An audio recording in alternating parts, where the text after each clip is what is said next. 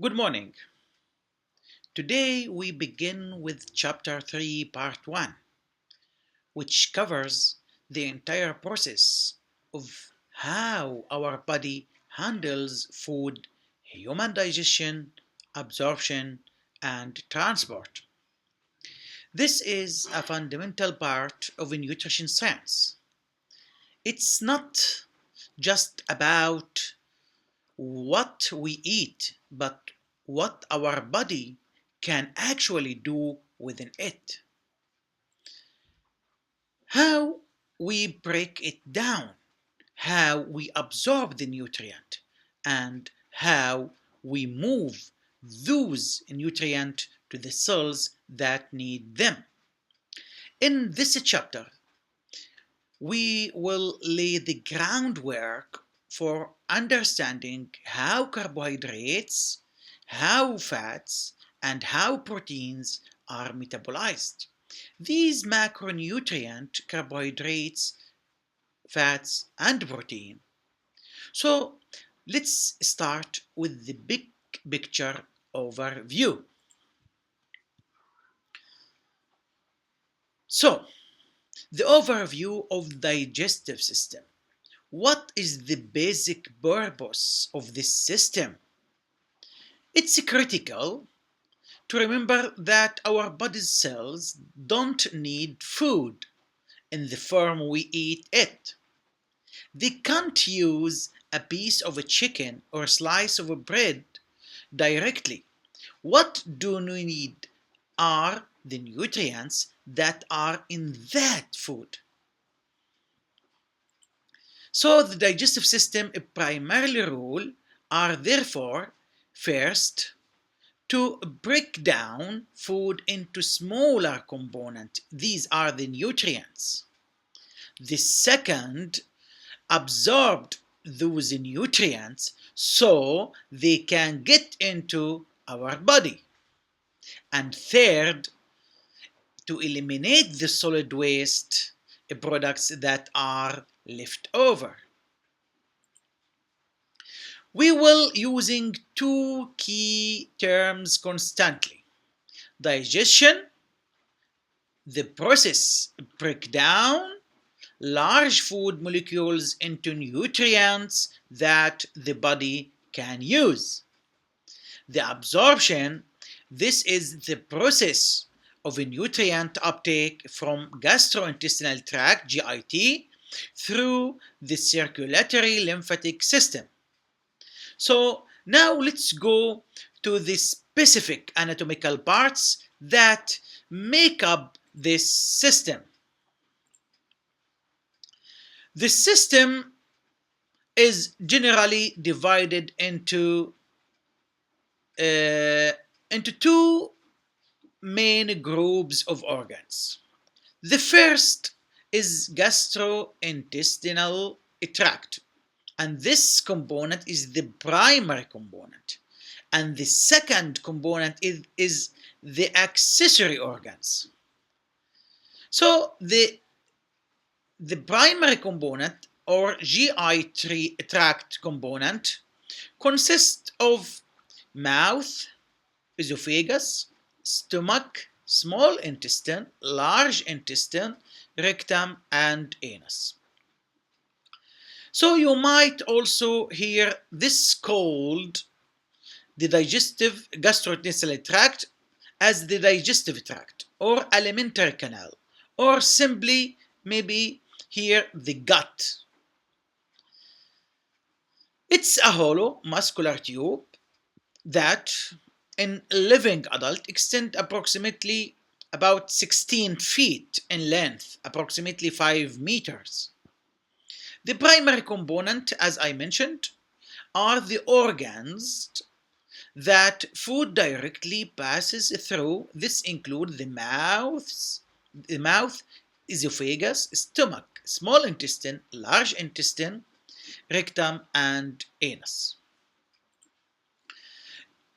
While the accessory organs, this component or this group is the assist the GIT, consists of teeth, tongue, salivary glands, liver, gallbladder, and pancreas. These are absolutely critical for digestion, but doesn't pass through them. They assist the GI tract by performing mechanical tasks, or more often by secreting essential substances uh, like the enzymes secreted from the pancreas and liver. Okay, this diagram shows us how all those primary and accessory components fit together in the human body. Here in this diagram, you can see the complete path food intakes. It starts from the mouth, where it's broken down by the teeth and the tongue, are moistened by the salivary glands. It's then swallowed and passes through the pharynx into the esophagus. The esophagus transport it to the stomach. And notice the major accessory organs clustered here: the liver, and the which sits over the stomach, the gallbladder also, which is tucked underneath the liver, and the pancreas located behind the stomach. From the stomach, the tract continues into highly cold small intestine, which is where the vast majority of absorption will occur. After small intestine, the remaining material enters in the large intestine,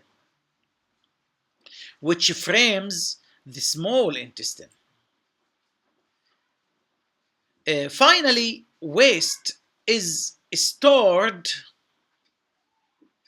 in the rectum here and eliminated through the anus. Before we start that journey from mouth to the anus, let's zoom in on the wall of the GIT itself. Its structure is identical with one exception all the way through, and this structure is key to its function. Here, the layers of GIT tract wall or GI tract wall. If we were to take a cross section of the 5 meters, the length of the GIT, as seen in this figure, we would find distinct layer. The innermost layer, which is direct contact with the food, is called a mucosa. This layer, it's surrounded with the lumen. It's surrounded with a lumen, which is simply the hollow space within the intestine that food and fluid flow through. So embedded with this mucosa are cells that secrete mucus, watery, slippery fluid that protects the lining and help food to move along. Outside the mucosa, we find the muscular layer. The muscular layer here, this layer itself has two distinct types of muscle tissue: the inner circular muscles and the longitudinal muscles. The coordinated action of these two muscle layers, which we call motility, is what mixes and propels the material through the tract.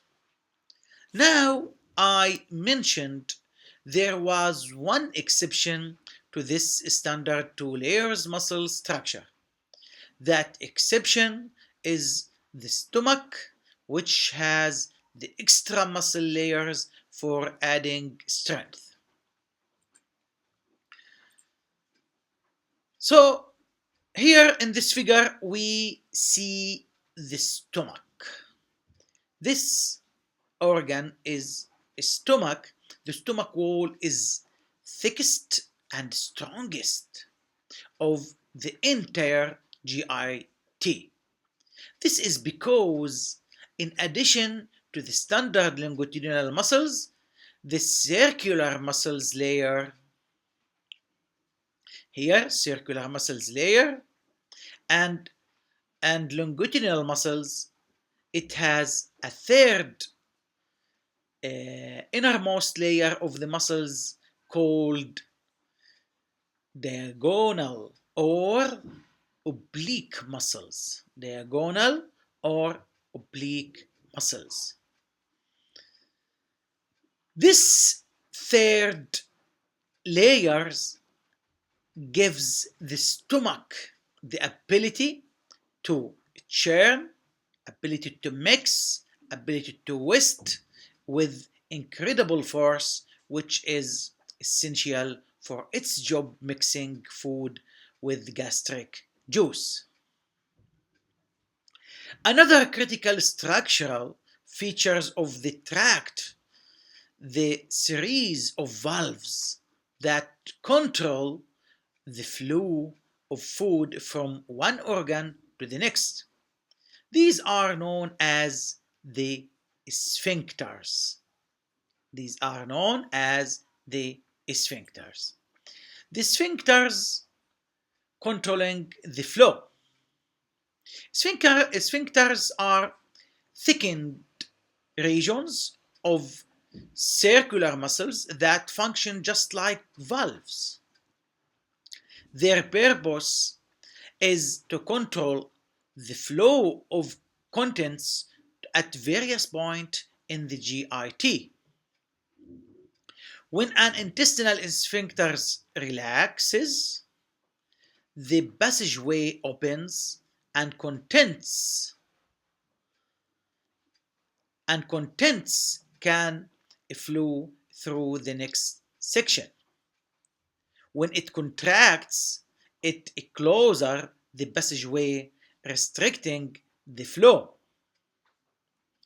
This is absolutely essential because it helps control the rate of digestion and absorption. We don't want food moving too fast or, just as importantly, moving backward. In this figure here shows the locations of two key sphincters we will discuss. The lower esophageal sphincter here, between the esophagus and the stomach, and the pyloric sphincters between the stomach and the small intestine.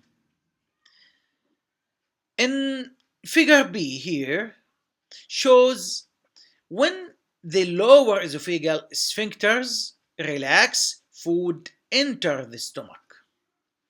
In figure C here shows it then contracts, means closed, to keep that food and acids in the stomach and prevent from flowing back into the esophagus. Now that we have the basic anatomy, Let's talk about the two types of work the system does: mechanical and chemical digestion. So, mechanical versus chemical digestion. The digestive tract breaks down food using two distinct processes. The first is mechanical digestion, and this is the physical breaking down of food as it passes through the GIT. The most obvious example is chewing the cracker into smaller pieces, but the churning of the stomach, which we just discussed, is also from the mechanical digestion. The second is chemical digestion. This is chemically breaking down large nutrient molecules into their smaller components.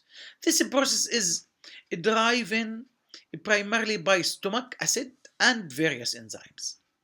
The enzymes is a protein act as a catalyst, allowing chemical reaction like breaking down nutrients to occur at rapid rate. We name the enzymes based on what they breaking down. For example, lipases are enzymes that help break down fats. Lipo means fat, and proteases digest protein.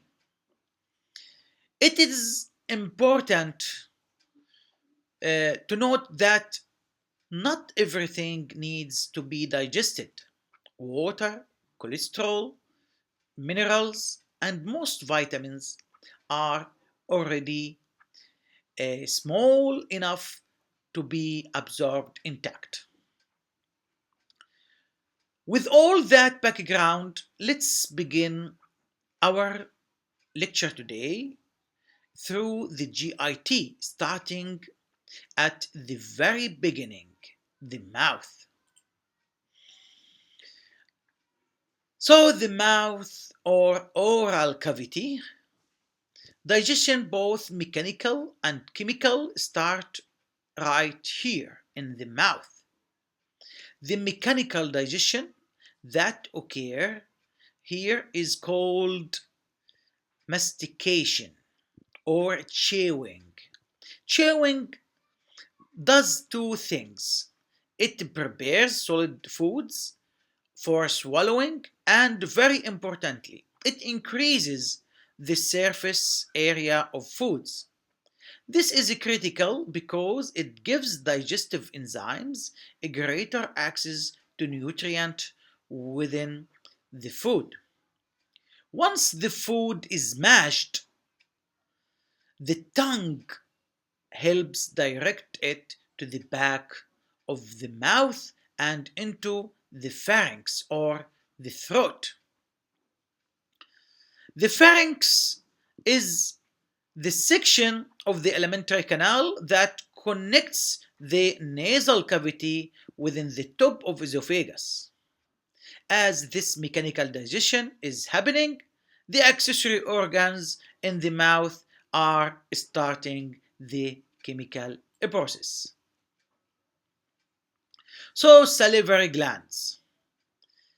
As person chews, several salivary glands are secrete the saliva into the oral cavity or in the mouth. You can see their location in this figure. Here is the salivary gland. The salivary is watery fluid that contains mucus and few enzymes. Its primarily role here is to moisten and lubricate the food, which makes it much easier and more comfortable to swallow. A healthy person produce surprisingly large amount of saliva each day, about 4 to 6 cups, or more than 1 liter. Once this mass of food has been chewed, moistened, and mixed, this saliva uh, and mucus, it's no longer called food, it's now referred to bolus. So bolus is the mouth, the mass of food that has been chewed and mixed with saliva. But saliva isn't just water and mucus, it contains the first digestive enzymes of our journey of digestion. So, enzymes in saliva. Saliva contains three key enzymes. The first is lysozyme. This is enzyme that has protective role. It can destroy some bacteria that are in our food or in our mouth. The second is salivary amylase. This is where chemical digestion truly begins. Salivary amylase initiates the breakdown of starch. And then the third, lingual lipase. Lingual refers to the tongue. This is enzyme that breaks down fat, but it's important to know that this lipase is typically inactive at the pH of the mouth. It won't become active until it reaches the highly acidic environment of the stomach. Because food spends a relatively short amount of time in the oral cavity compared to the stomach or small intestine, only a small amount of digestion actually occur in the mouth. Of course, the mouth has another critical function related to the food sensing taste. So, taste and smell. So, taste buds, in addition to digestion, mouth senses the taste, temperature also, and texture of our food.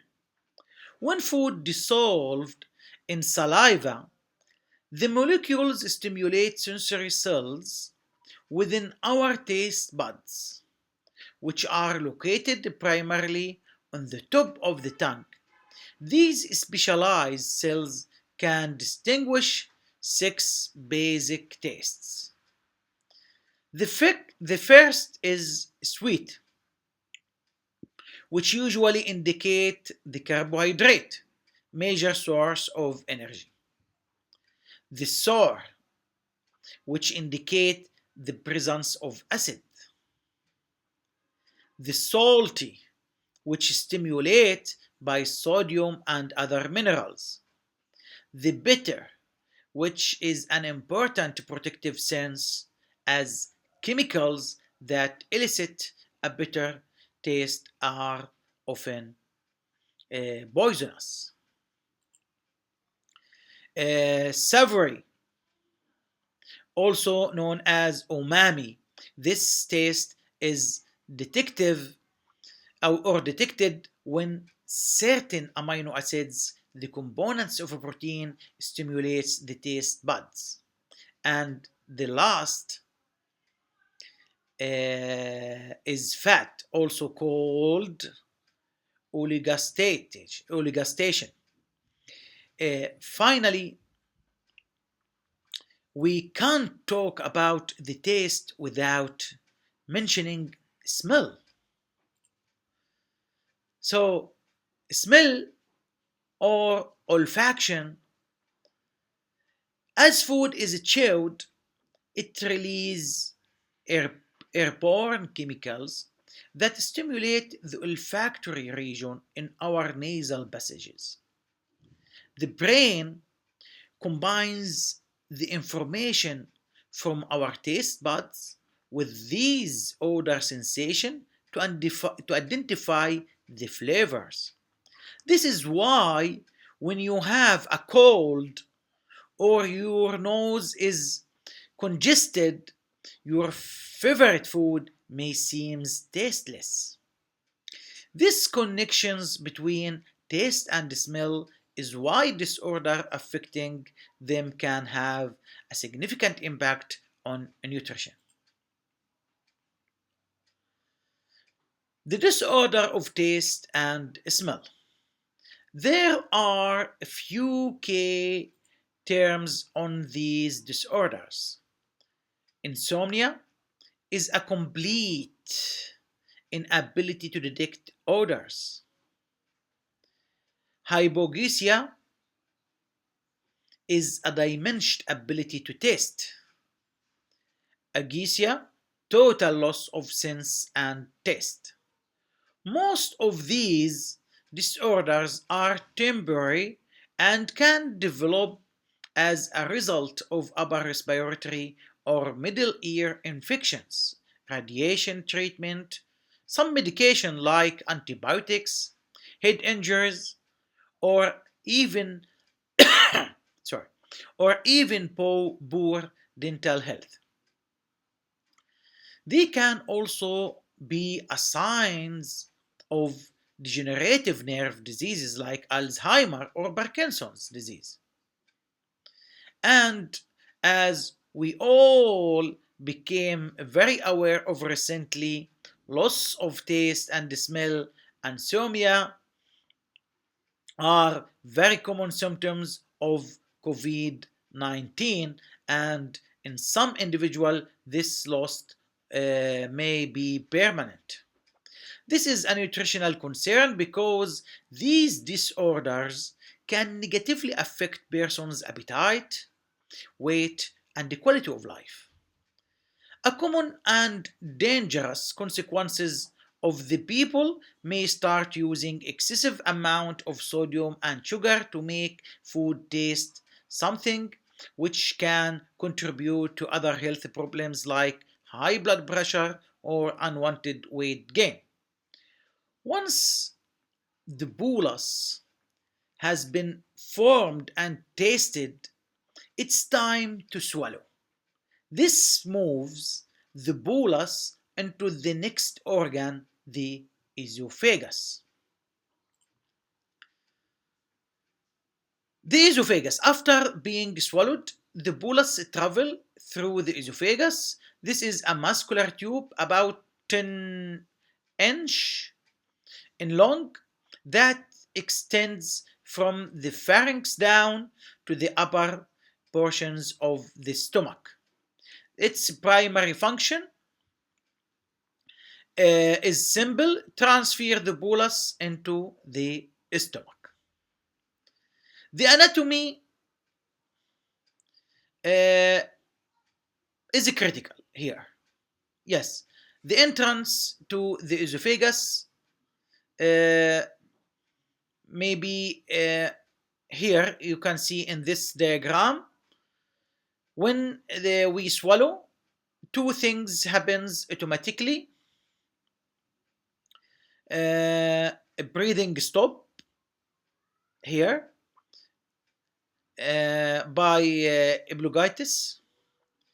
The bolus lands to the epiglottis, making it covers the opening of the larynx. This response is what keeps swallowed food from entering the trachea and cooking us and choking us. Sorry.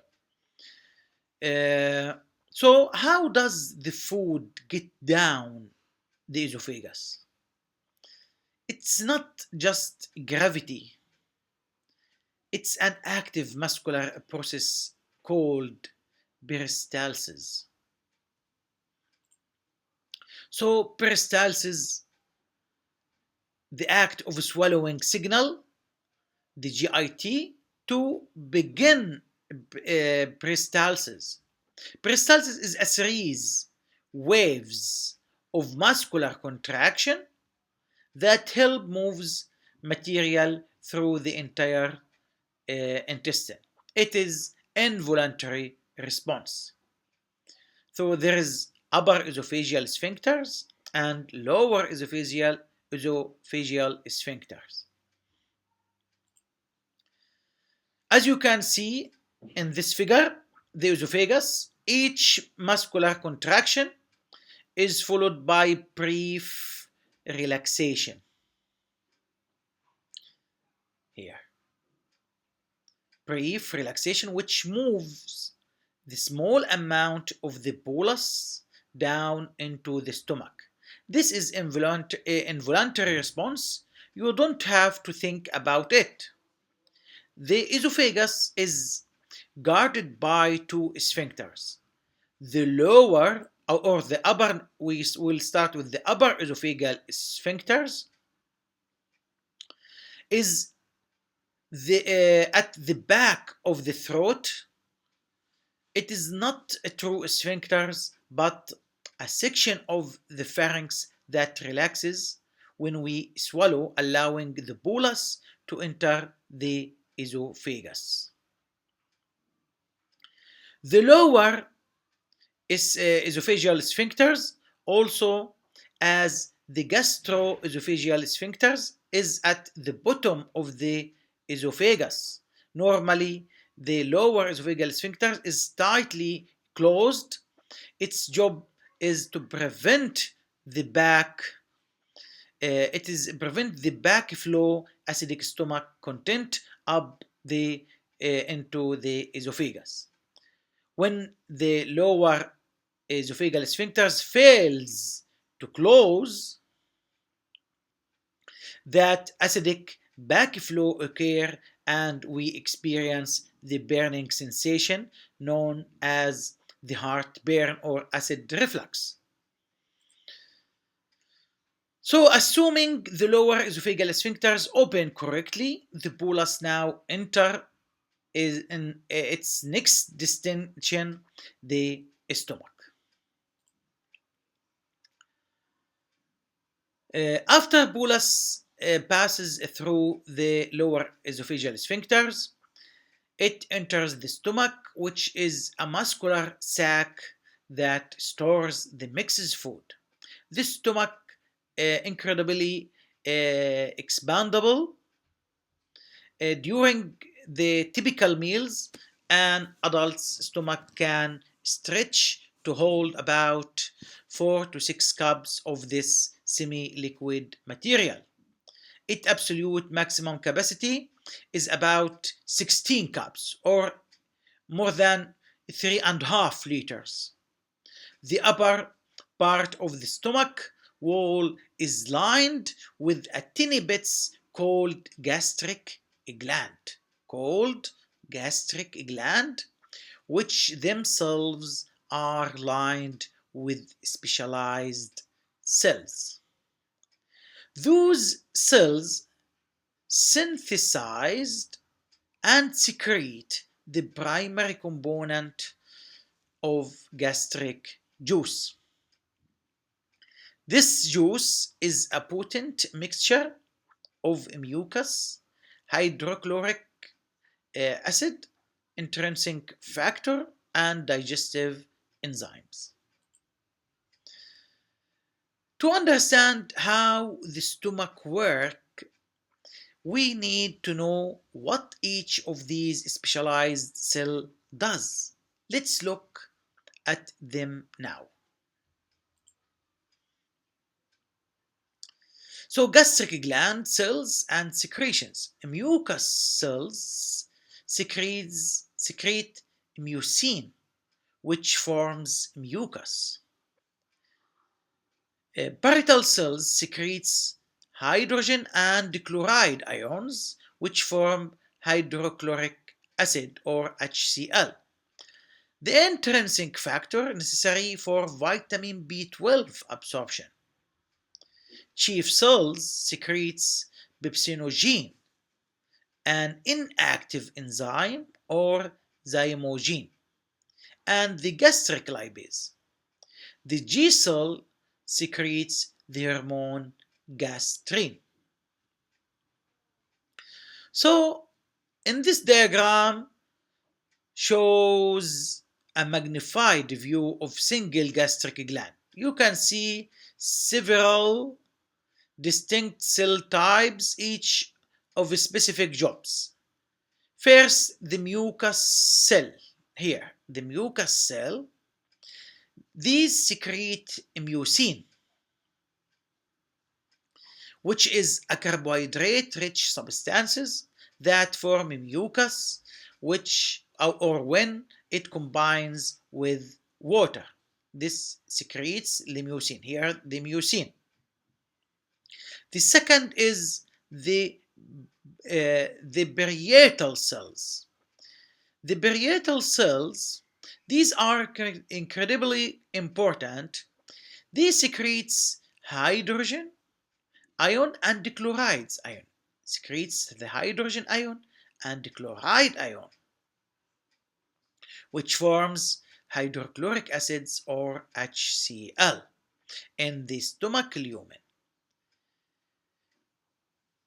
Parietal cells also synthesize and release intrinsic factor, a substance that is absolutely necessary for us to absorb vitamin B12 or cyanocobalamin. The third, we have a chief cell. The chief cell, as you see here, these secretes digestive enzymes, but they secrete them in inactive forms, most notably pepsinogen. Yeah, pepsinogen is inactive, secreted by chief cell. Pepsinogen is a zymogen, which is an inactive form of an enzyme. This is a safety mechanism to protect the cell that made it from being digestion. Chief cell also secrete a small amount of gastric lipase. Finally, there are the G cell.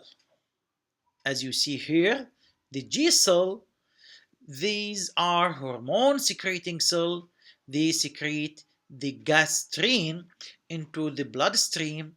Gastrin is a hormone that signals the parietal cells to release acid and the chief cell to release pepsinogen. The next slide, there is a table provide a clean summary of what each cell does. You can see in this table, a mucus cell make mucus, which protects the stomach mucosa from the acid and enzymes. The parietal cell makes component of HCl, which activate pepsinogen and destroy many food microbes. They also makes intrinsic factor, which is essential for vitamin B12 absorption. Chief cells make pepsinogen, which once activated will digest protein. They also make gastric lipase for small amounts of fat digestion. And G cell secretes a hormone of gastrin, which stimulate both stomach motility, the churning, and the activity of these or other gastric glands. Now, let's see how all these secretions come together to actually digest the food. Digestion in the stomach. As the stomach's muscular walls churn, a form of mechanical digestion, this food is mixed with the gastric juice. The semi-liquid mass that forms when food mixes with gastric juice is now called chyme. So chyme, the semi-liquid mass formed when food mixes with gastric juice. This chyme will eventually leave the stomach through canal called the pylorus, which is controlled by the pyloric sphincter. The HCl, or hydrochloric acid, in the gastric juice is a very strong acid. It makes the chyme pH drop about 2, which is more acidic than lemon juice or the vinegar. This low pH does two things. The first, it stops the enzymatic digestion of starch that began in the mouth, because salivary amylase doesn't function when the pH is lower than 4.5. The second is it activates the lingual lipase that came from the mouth through it only breaks down about 10% of the fats. But the most important event is protein digestion. The acidic HCl converts the inactive zymogen pepsinogen into the active enzyme pepsin. So pepsin then begins the enzymatic digestion of proteins in the stomach. A common question is, if the stomach is so good at digesting protein and the stomach wall is made of protein, why doesn't the stomach digest itself? So the answer is mucus. The stomach's mucus cell produce a thick protective layer of mucus. This layer acts as a barrier, protecting the stomach wall from being damaged by its own acidic and digestive enzymes. If this layer of the mucus breaks down, the HCl and pepsin can make contact with the stomach wall, destroying the tissue.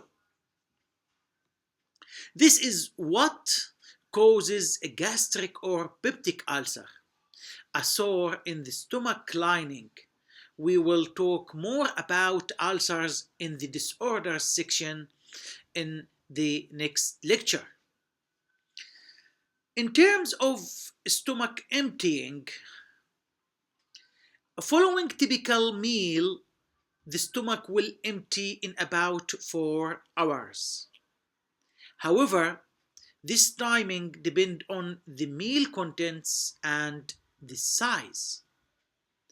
Watery meal like soups empty very quickly.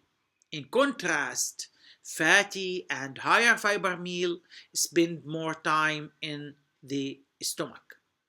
This is a key concept for satiety. This delay in stomach emptying is what helps you feel full longer after eating high fiber breakfast.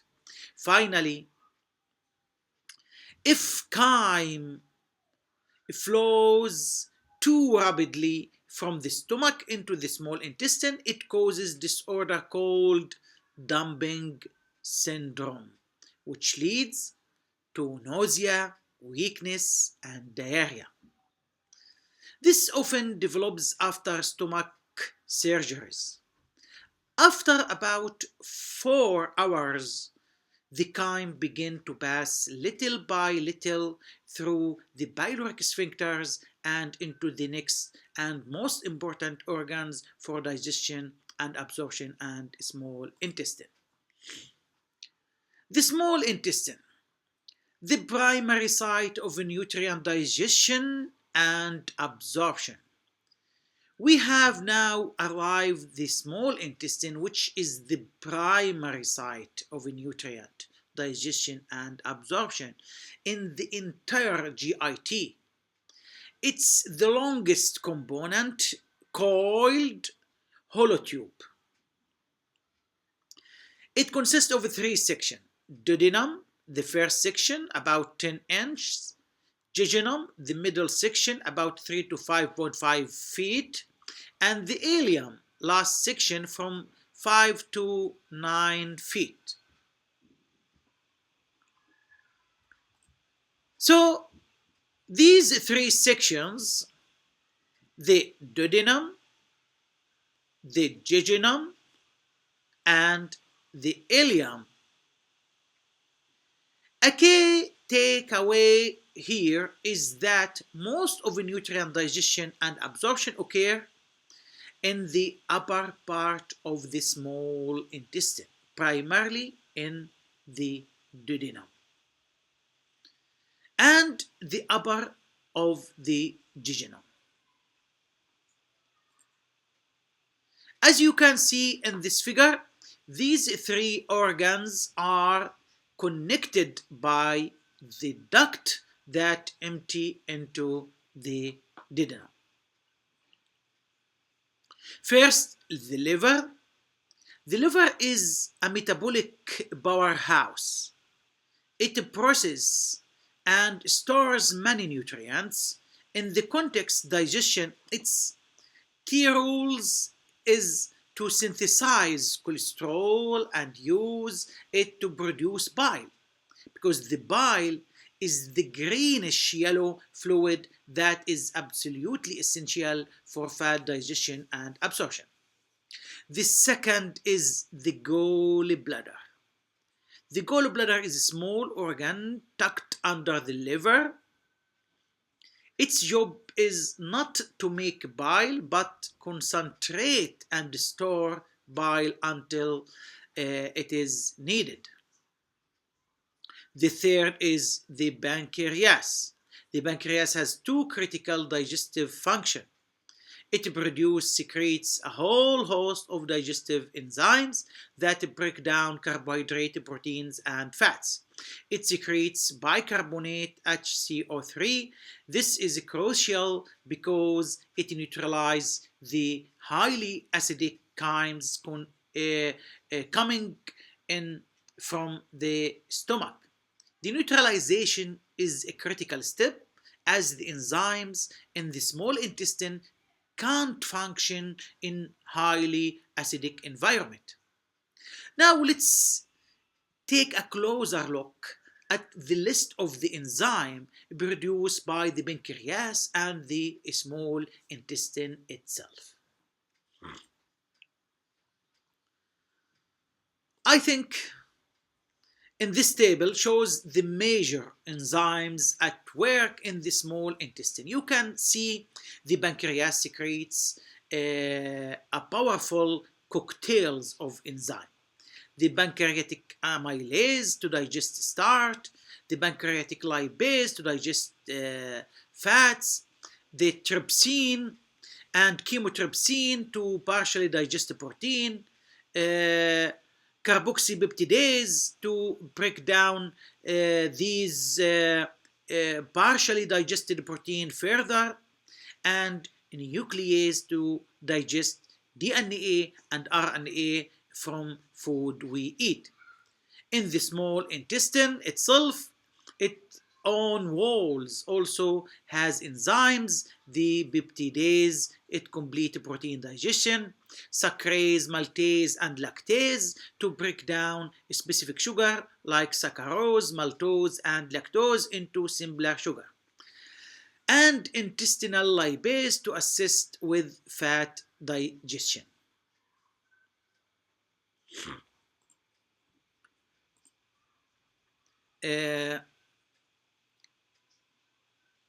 This entire process, the release of bile from gallbladder and enzymes from the pancreas, is not random. It's tightly controlled by hormones. So the hormone of the small intestine. There are two key components or two key hormones released by small intestine itself that coordinate this entire process. The first, secretin. When the acidic chyme enter the duodenum, it triggers cells in the mucosa of the duodenum and jejunum to release secretin. Secretin's main job is to be neutralizer. It travels through the blood to the pancreas and liver and stimulates them to release bicarbonate-rich solution. So let's quickly review this summary table, the action of key digestive hormones. We will start with gastrin. Gastrin, which we learned it from the stomach, is released in response to food entering the stomach. It turns the stomach on by triggering HCl and pepsinogen releases and stimulating motility. The second, secretin. Secretin from the small intestine is released in response to acidic chyme. It's the neutralizer stimulating the release of bicarbonate from the liver and pancreas. The third is the CCK. Also, from the small intestine is released in response to fat and protein. It's the digester stimulating the release of bile from the gallbladder and enzymes from the pancreas. It also slows the stomach down. You can see this is highly coordinated, responsive system. Now we have a fully digested of food into smallest component. The next step is the absorption. To do this, the small intestine needs an incredible amount of surface area. The villi, increasing the surface area. The mucosa in the small intestine, it is highly folded and covered by millions of tiny finger-like projections called villi. These villi and folds are the secret of the small intestine's efficiency. They provide healthy mucosa with enormous surface area, about 200 square meters. To put that in perspective, that the size of regulation singles tennis court, this massive surface area enables the small intestine to absorb nutrient very, very efficiently. If we zoom in, a single villus, as we see in the next slide here, shows there are 5 primary ways of a nutrient can be absorbed. Number 1, the simple diffusion. In the simple diffusion, this occurs when a nutrient is higher concentration in the lumen than in the cell. The nutrient simply diffuses down its concentration gradient from high to low. This doesn't require any energy. Many lipids and some water-soluble vitamin are absorbed this way. The second absorption or type of absorption is facilitated diffusion. In the facilitated diffusion, this is also doesn't require energy, as the nutrient is still moving down its concentration gradient. However, it needs help from the special transport protein in the cell membrane to carry it across. The simple sugar fructose is absorbed this way. The third type is active transport. In the active transport, this is for a nutrient that need move against their concentration gradient from an area of low concentration to an area of high concentration, because this is uh, this type require energy, need ATP, adenosine triphosphate, and a unique transport protein. Glucose and amino acids are absorbed using active transport. The fourth type is osmosis.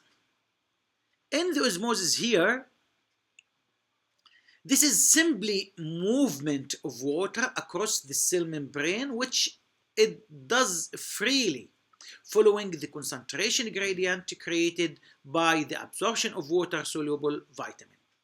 And the last type is endocytosis.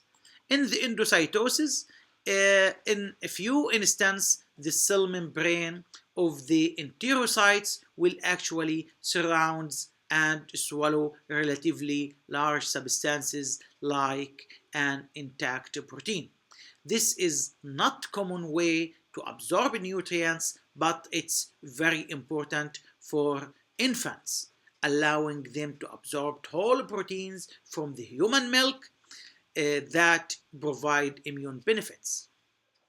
Once inside the enterocytes, the nutrients have to go somewhere. They have two possible paths: the blood or lymph.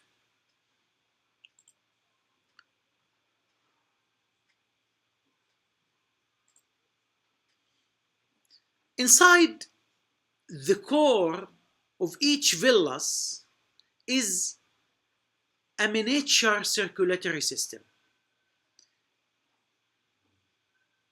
There is a blood capillary network and single lacteal, which is a vessel of the lymphatic system.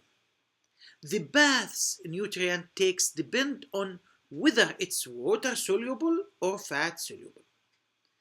To the blood capillary network, water soluble nutrient like sugar, amino acids, water soluble vitamin, and certain fats pass directly from the enterocytes into the capillary network. From here, they all travel together to the liver via large blood vessels called hepatic portal vein. On the other hand, to the lymph or lacteal, most lipids, fats, and fat-soluble vitamins must be specifically processed inside the enterocytes before they can enter the lacteal.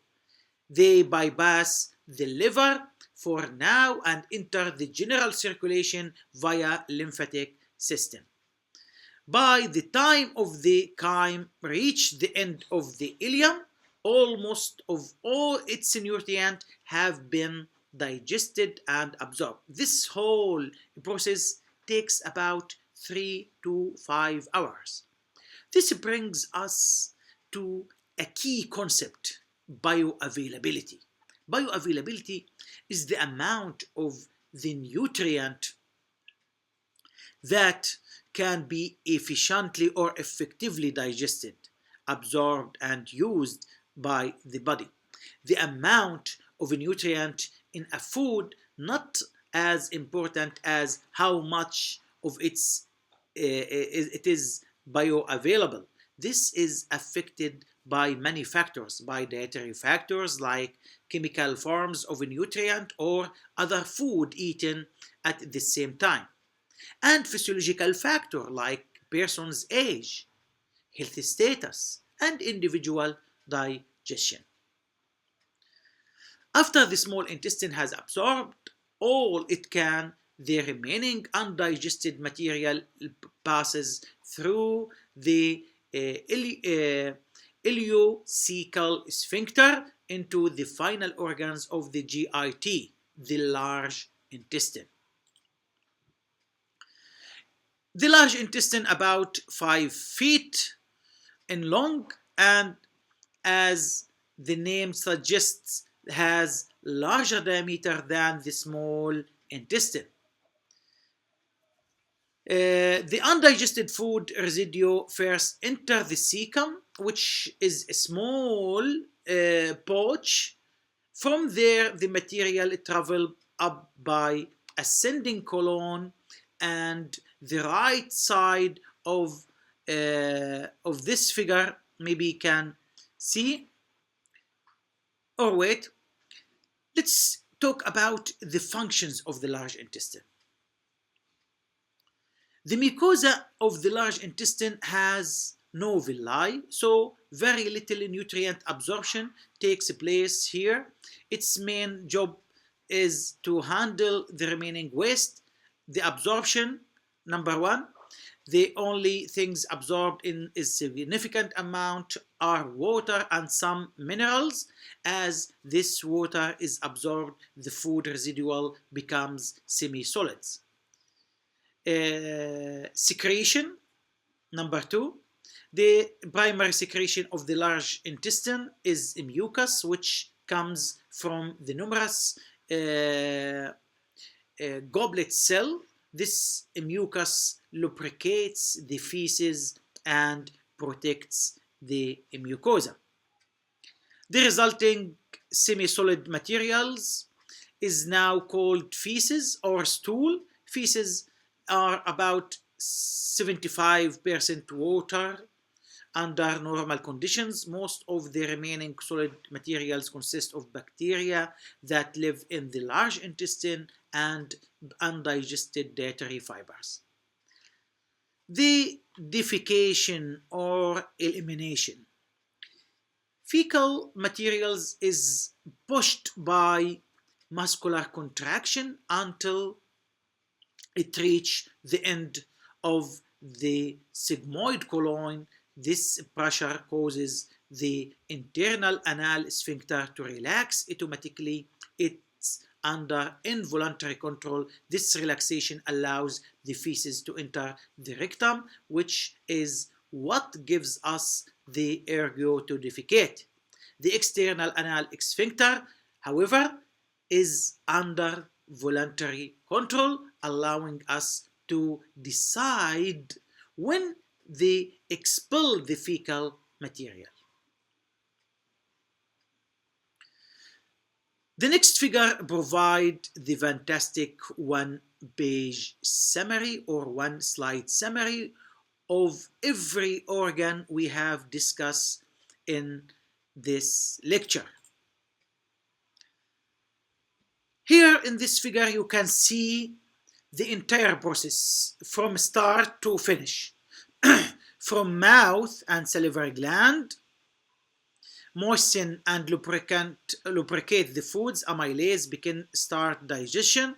In the esophagus, moves to the stomach via peristaltic waves. In the stomach, also store and mixes food. HCl or hydrochloric acid kills the microbes and activate pepsinogen. Pepsin begin protein digestion. In the pancreas, secretes enzymes to digest carbohydrates, fats, and protein. Secretes bicarbonate and neutralize HCl. In the liver, synthesizes and secretes the bile. In the gallbladder, stores and concentration. They releases bile during the meal. In the small intestine, this is the main site. It digests and absorbs most substances. It mixes and propels contents. In the large intestine, stores and concentration. Undigested material absorbed some water and minerals and eliminates waste.